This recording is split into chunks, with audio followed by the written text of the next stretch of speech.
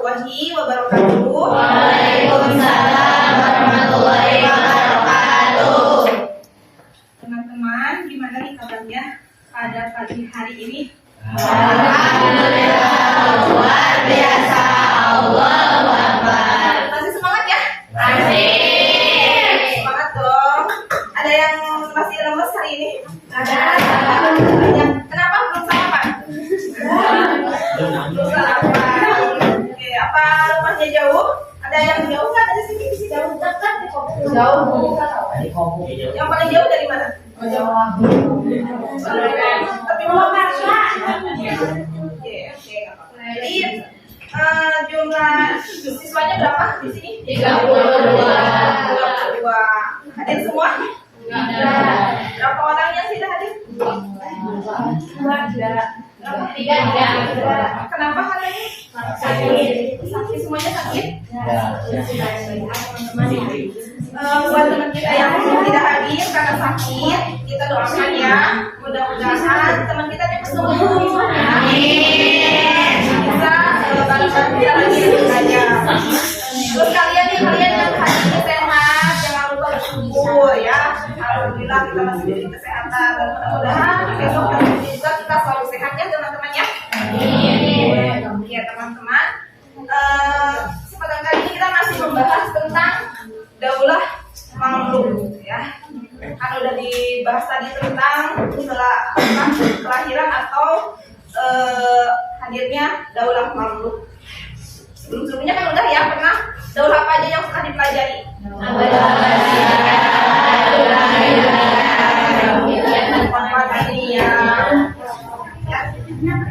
Hari ini kita akan belajar tentang daulah mamluk. Ya, tadi sudah dibahas apa itu daulah mamluk, sudah dijelaskan juga ya. Yang akan dipelajari, sudah jelas ya? Oke, yang akan dipelajari pada kesempatan kali ini tentang daulah mamluk itu tadi ya, proses berdirinya daulah mamluk. Proses berdirinya daulah mamluk tadi sudah dibahas ya teman-teman. Oke. Terus kemudian yang akan kita bahas kali ini tentang kepemimpinannya, kemudian kemajuan dan kemundurannya. Jadi kita akan membahas ini. Kenapa sih kita harus membahas daulah mamluk? Tujuannya apa kita membahas daulah mamluk ini? Agar kita belajar meneladani dari pemimpin-pemimpin daulah mamluk. Kenapa mereka tadi berapa lama daulah mamluk itu berdirinya? 267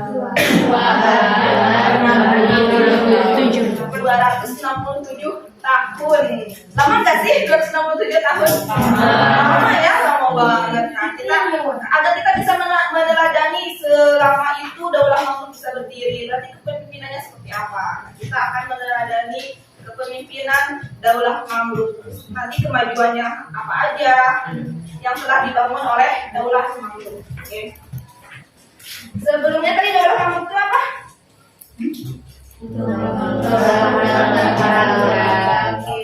Budak ya. Jadi daulah ini berdiri dari perkumpulannya para budak-budak. Budak-budaknya pada zaman kapan? Dulunya kapan? Pada zaman daulah Ayyubiyah. Karena pada zaman daulah Ayyubiyah itu para penguasa itu membentuk sebuah tentara. Nah, tentara-tentara itu dari budak-budak itu. Jadi budak-budaknya dilatih militernya, pengetahuannya semuanya dilatih sehingga mereka jadi orang-orang yang hebat itu pada masa dinasti Ayyubiyah. Kemudian pada saat dinasti Ayyubiyah terjadi kemunduran, kemudian muncullah nih para budak ini karena mereka kan udah pada pintar-pintar tuh, mereka disekolahin, militernya juga bagus, dididik dengan baik, sehingga mereka mendirikan daulah sendiri, yaitu namanya daulah mamluk. Nah, ada banyak para pemimpin, atau kalau di dalam daulah itu pemimpin itu biasanya disebut apa? Sultan. Kalau kita presiden. Nah, kalau pada zaman daulah atau dinasti, para penguasa itu yang disebutnya sultan.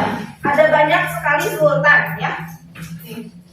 Ini para penguasa pada zaman dinasti Mamluk.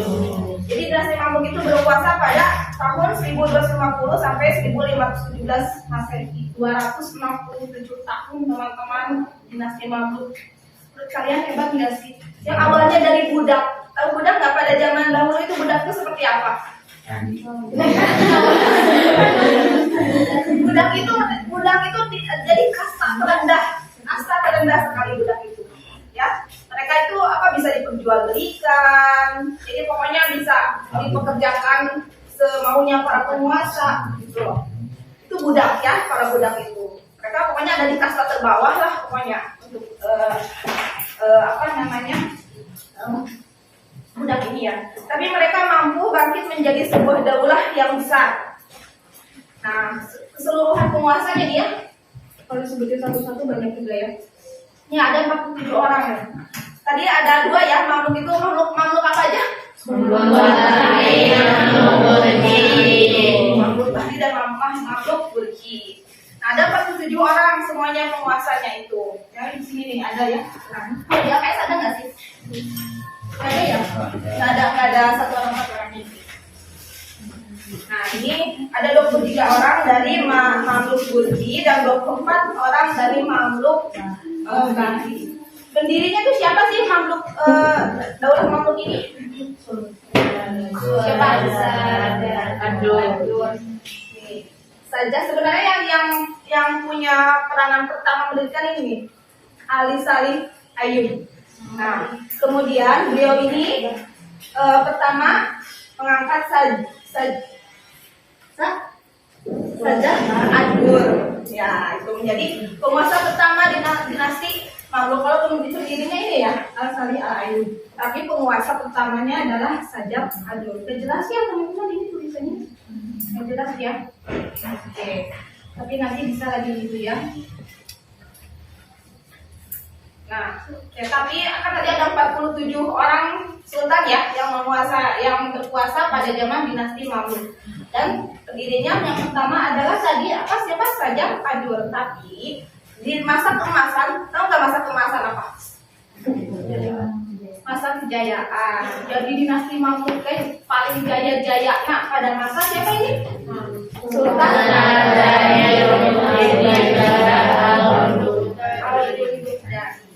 atau biasanya kalau singkatnya itu Sultan Baibar ya, Sultan Baibar.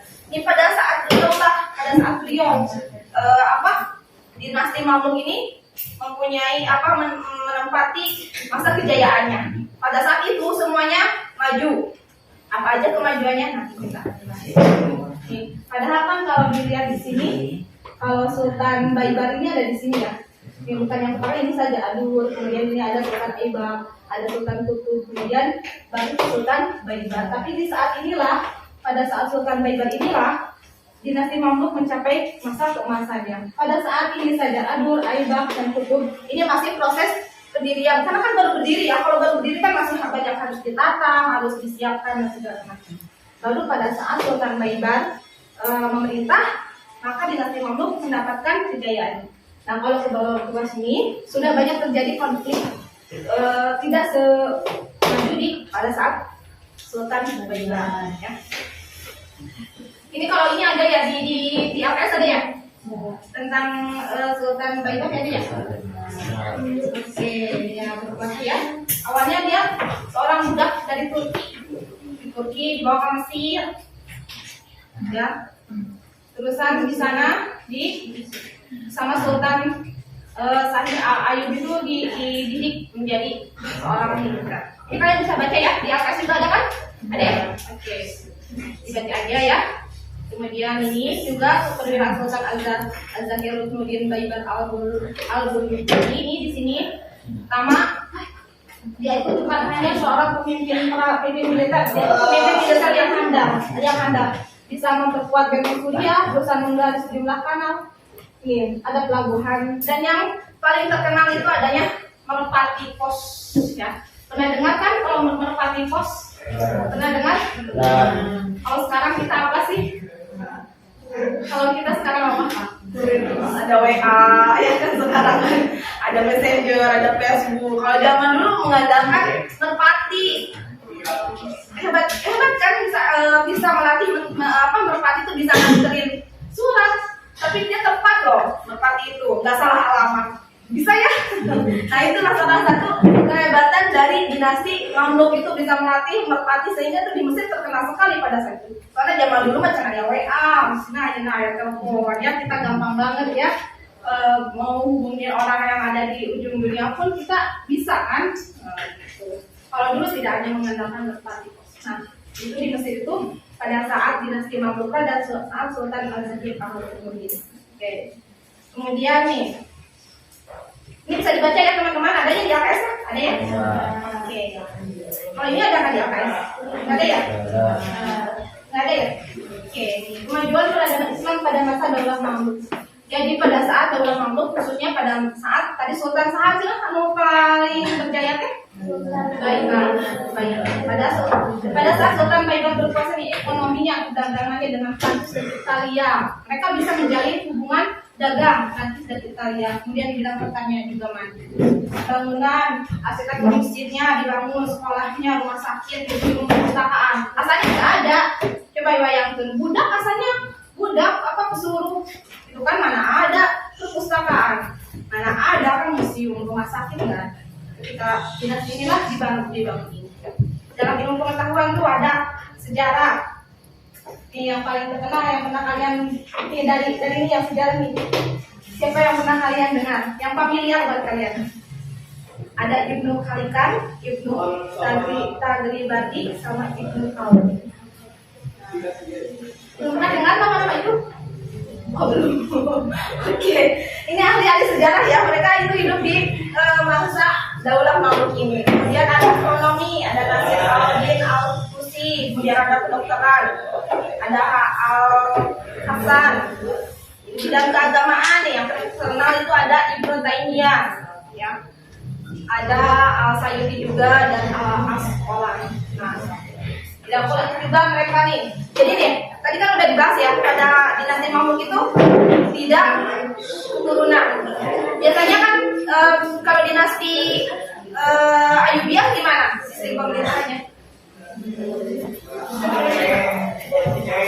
Keturunannya gimana maksudnya? Dinasti siapa? Dinasti Ayyubiyah, dinasti Fatimiyah, dinasti Abbasiyah. Itu sistem pemerintahannya seperti apa? Jadi lamun Sultan itu turun usaha gantina anaknya. Jadi itu sistemnya keturunan atau monarki namanya, ya. Terus monarki ke monarki teh, lamun misalkan bapaknya raja, anaknya ke bapaknya lamun geus pensiun, anaknya menjadi raja. Terus we gitu anaknya dia menjadi raja. Jadi menjadi raja. Terlepas dia itu kompeten atau tidak, atau artinya dia mampu jadi pemimpin atau tidak.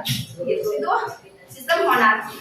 Nah, tapi kalau pada saat Daulah Mamluk ini tidak menerapkan sistem monarki seperti itu, tapi lebih ke oligarki ya. Oligarki itu artinya saha wae anu pinter, saha wae anu mampu, anu militernya jago, memang yang orang-orang terpilih, dia bisa menjadi pemimpin walaupun bukan anak sultan. Saha wae pokoknya nama anu orang benar-benar mampu menjadi pemimpin, dia akan dipilih menjadi pemimpin. Itu namanya sistem oligarki ya. Jadi siapa yang paling hebat, siapa yang paling mampu, ya dialah punya kesempatan untuk menjadi seorang pemimpin atau seorang sultan ya. Bisa dibaca ya. Ada dibaca aja nanti sama teman-teman. Jadi bidang budaya dan budaya ada apa nih? Ya, oligarki militer. Dan yang terakhir nih, kemunduran Daulah Mamluk setelah 267 tahun. Tapi pada akhirnya dinasti Mamluk itu terjadi kehancuran. Kalau dinasti Ayyubiyah tadi kemarin udah belajar kan kenapa kemundurannya, kenapa? Faktornya kenapa? Karena apa kira-kira? Dinasti Ayyubiyah kemarin menawan pakai hancur atau kurang rumah. Apa mungkin oke?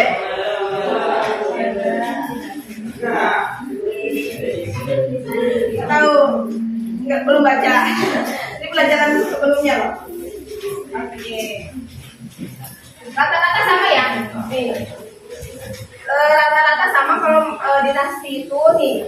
Faktor ada dua faktor, itu faktor internal dan faktor eksternal. satunya yang internal itu. Tahu nggak faktor internal itu apa? Internal itu apa coba? Apa ya internal? Tahu? Pernah dengar nggak kata internal? Apa? Pernah dengar tahu tapi nggak bisa mengungkapkan ya, nggak bisa ngejelasinnya. Faktor internal itu faktor yang terjadi di dalamnya, jadi di dalam sistem pemerintahnya itu sendiri, ya. Nah, salah satu kehidupan glamor para pemimpin. Tahu glamor? Glamor nggak tahu? Nggak tahu. Oke, glamor itu kayak bermewah-mewahan gitu. Flexing tahu? Flexing? Nggak juga flexing nggak tahu. Berpoya-poya, itu glamor itu berpoya-poya. Jadi gaya hidup yang hedon tuh. Pokoknya kudu elit, sosialita, tahu sosialita? Nah, tahu kan sosialita tahu dari itu lah. Pokoknya berpoya-poya, bermegah-megahan, pokoknya pun lawan fasilitas kan kudu anu terbaik wae gitu. Itu pemimpin nggak tahu kemana mau uang di mana, oke, gitu ya. Uang dari manapun, pokoknya saya mah harus dilayani dengan yang terbaik gitu ya. Glamor itu kan sendiri. Kemudian maraknya praktek korupsi. Tahu korupsi? Tahu. Tahu korupsi.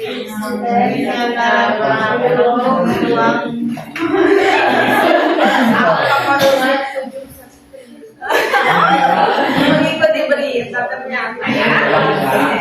Korupsi itu jadi mengambil sesuatu yang bukan hak kita, gitu ya, yang bukan hak kita diambil. Oke, itu contohnya apa tadi? Contohnya apa? Korupsi. Yang 271 triliun katanya ya. Dengan beritanya dengar? Siapa itu?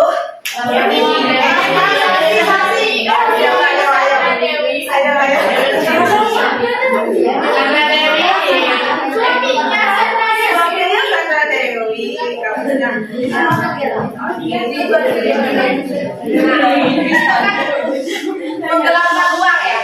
Nah, sekarang ibu tanya nih, kalian sebagai seorang pelajar kira-kira pernah korupsi nggak sih? Jujur aja, jujur.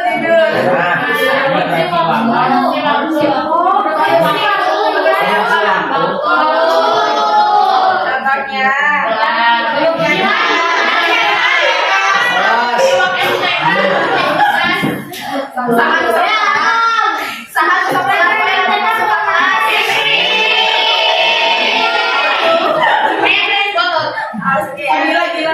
Terus sebelum waktunya pulang terus kabur bolos.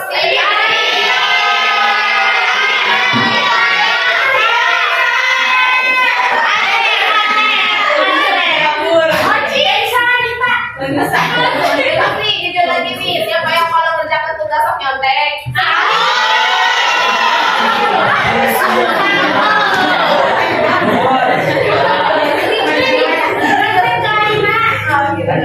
Berusaha dia namun mengerjakan PR, tapi kerjaannya bisa melapas rek masuk jam pelajaran anak.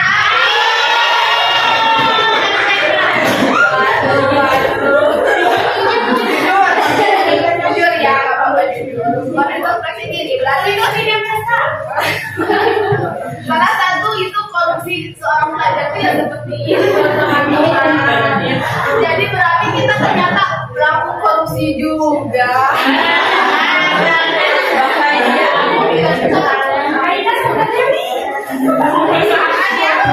Karena sudah tahu itu terus. Oh ya, kalau korupsi itu dosa nggak sih?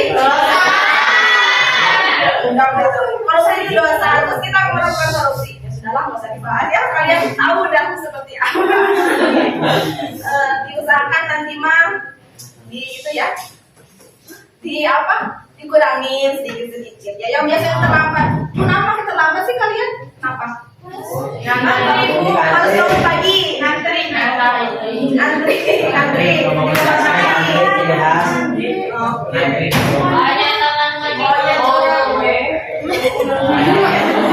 Dalam seminggu berapa kalian dalam seminggu nih ya? Seminggu belajar tuh kalian bisa terlambat berapa hari?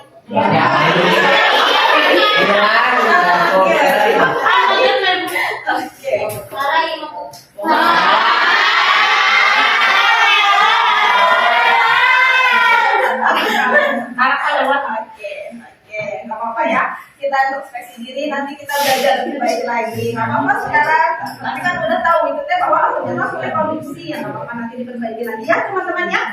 Oke. Karena ternyata dinasti yang besar aja karena terjadi korupsi bisa hancur gitu ya. Sekarang nih, ya. Jadi tadi udah nih berdirinya dinasti Mamluk udah dipelajari. Jadi namun tak perlu kalian pelajari nilai positif namun anu kalian dapatkan dari berdirinya dari Daulah Mamluk ini. Jangan korupsi. Jangan korupsi. Oke, ada lagi yang lain? Jangan bohong. Bagus, apa lagi? Nih, gimana sih perjuangan di Daulah Mamluk itu? Hebat. Jadi kita jangan putus asa. Terus ada lagi? Harus semangat. Jangan menyerah. Tuh, nih, dinasti Mamluk dari para budak bisa menjadi sebuah dinasti yang hebat yang bisa bertahan cukup lama. Itu sebuah butuh perjuangan, butuh kerja keras, butuh konsisten, ya. Kalian juga dalam belajar seperti itu, ya. Sekarang, kudu bangun subuh kene, ngantri, itu bagian dari perjuangan. Tapi harus yakin ya, kalau suatu saat itu akan menjadi jalan kesuksesan buat kita semua. Nah, kita belajar dari Daulah Mamluk ya, yang dari kemudian kira-kira nih cara yang kedua ya, cara melaksanakan nilai positif dari kepemimpinan yang adil. Di madrasah kira-kira kudu kumaha sih pemimpin adil lalu di sekolah, contoh jadi KM. KM-nya siapa? Sambil KM. Kira-kira hal seperti apa ya itu yang namanya adil itu?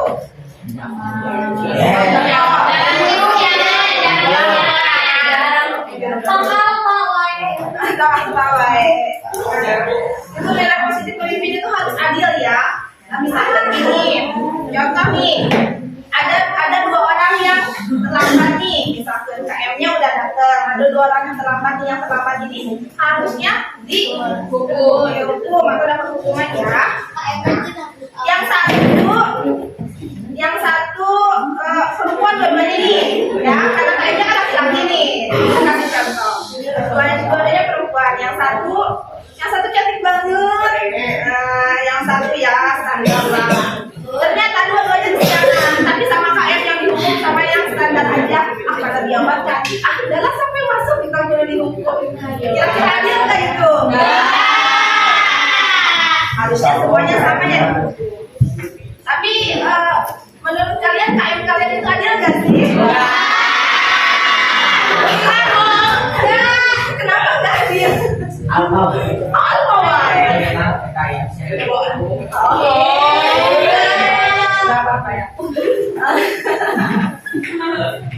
Kita belajar jadi seorang pemimpin yang adil. Pemimpin itu nggak harus berarti kayak KM, kayak itu nggak harus. Kita juga menjadi pemimpin untuk diri kita sendiri. Salah satunya contohnya apa? Adil pada diri sendiri. Kira apa ya? Apa ya? Nih badan kita itu punya hak untuk istirahat. Jadi kita harus istirahatnya tepat waktu.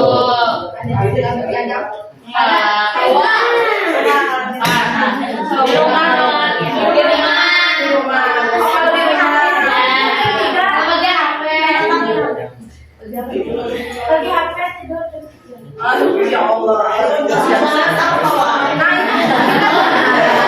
Kita bersikap adil pada diri kita sendiri. Kalau udah waktunya istirahat, kita istirahat. Jangan misalkan mentang-mentang ibu dia dikobong misalkan di rumah sampai jam 3 pagi main HP terus. Nah itu nanti kita terzolim pada diri kita sendiri. Terus ada lagi contohnya. Contohnya nih, badan kita, tubuh kita ini perlu untuk sehat. Salah satunya cara kita sehat apa? Tidur yang cukup. Olahraga.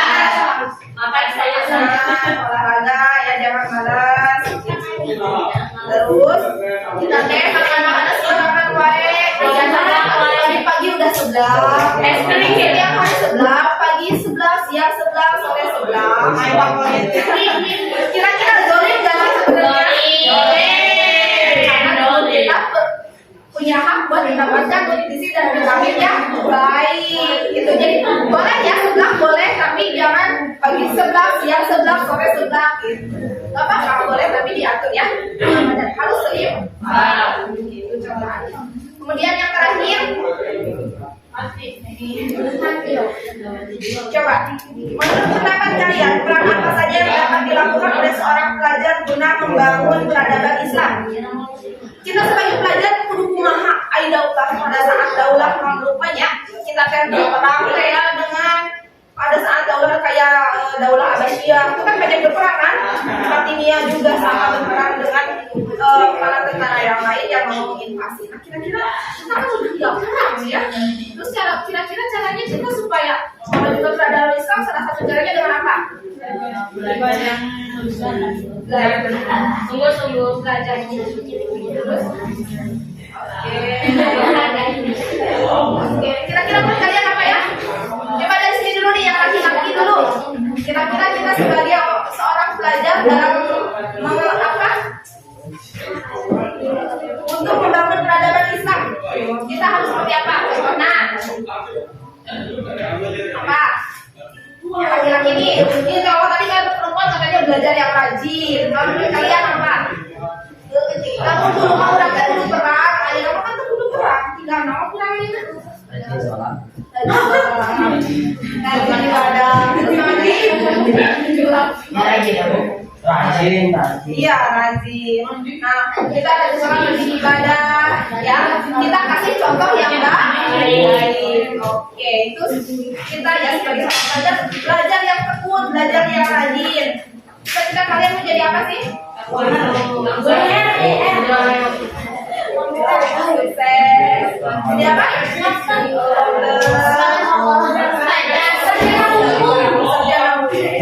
Ya, kalau cita-cita kalian, ibu doakan mudah-mudahan bisa tercapai ya. Karena cita-cita kalian yang pengen jadi ustazah, yang jadi dokter, yang pengen ahli hukum, nah itu salah satu bentuk apa membangun peradaban Islam. Dan salah satu caranya nih sedang kita temui kayak Oke, teman-teman ya. Nah, masih ada 10 menit lagi ya. 10 menit lagi. Ibu pengen gamesnya, tapi pengen dibagi 4 kelompok dulu. Kelompok ini aja, kelompok ini aja. Iya.